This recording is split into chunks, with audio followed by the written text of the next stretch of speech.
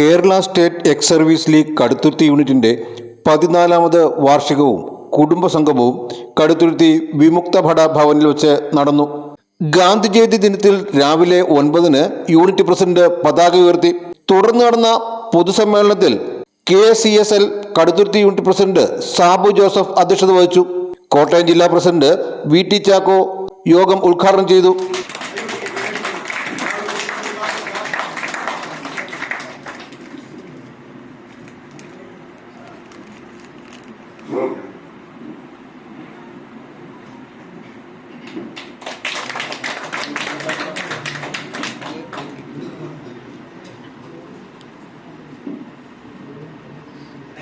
കോട്ടയം ജില്ലാ രക്ഷാധികാരി brigadier MD Chacko മുഖ്യ പ്രഭാഷണം നടത്തി.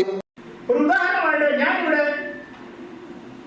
നിങ്ങളെല്ലാവരും കൂടി എന്നെ പാഷനായിട്ട് പാരഷൂട്ട് ചെയ്ത് ഈ സംഘടനയുടെ മുകളിലേക്ക് തലപ്പത്തേക്ക് ഇറക്കരുത്.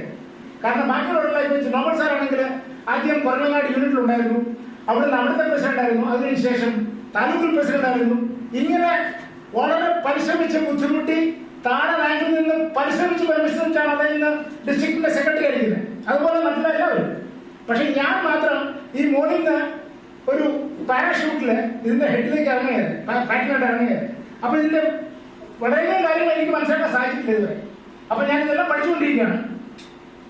അപ്പൊ സംഘടനയിൽ നമ്മൾ പുറത്തേക്കുമ്പോൾ സാധാരണ രീതിയിൽ ആൾക്കാർ ചോദിക്കുന്നത്, സാർ ഈ സംഘടനയിൽ ചേർന്നുകൊണ്ട് എന്ത് പ്രയോജനം?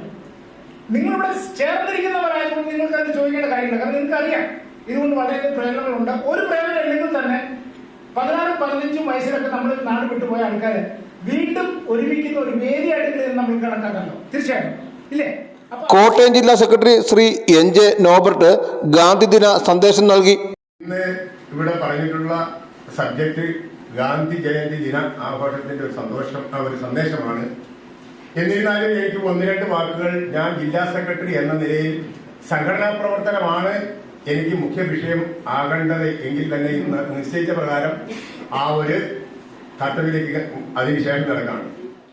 യോഗത്തിൽ മാത്യു ഫിലിപ്പ്, TV വർക്കി, അന്നമ്മ സുരേഖ്, സുധാകരൻ AN, ഗ്രാമപഞ്ചായത്ത് മെമ്പർ ടോമി നിരപ്പേൽ, ജോളി ജോസഫ്, സണ്ണി TJ തുടങ്ങിയവർ സംസാരിച്ചു. തുടർന്ന് കുട്ടികളുടെ കലാപരിപാടികളും സമ്മാനദാനവും നടന്നു. ഇന്ത്യ പാക് യുദ്ധത്തിൽ പങ്കെടുത്ത വിമുക്ത ഭടന്മാരെ ചടങ്ങിൽ ആദരിച്ചു. 100 കണക്കിന് വിമുക്ത ഭടന്മാരും അവരുടെ കുടുംബാംഗങ്ങളും യോഗത്തിൽ പങ്കെടുത്തു. Vision news, Vaikom.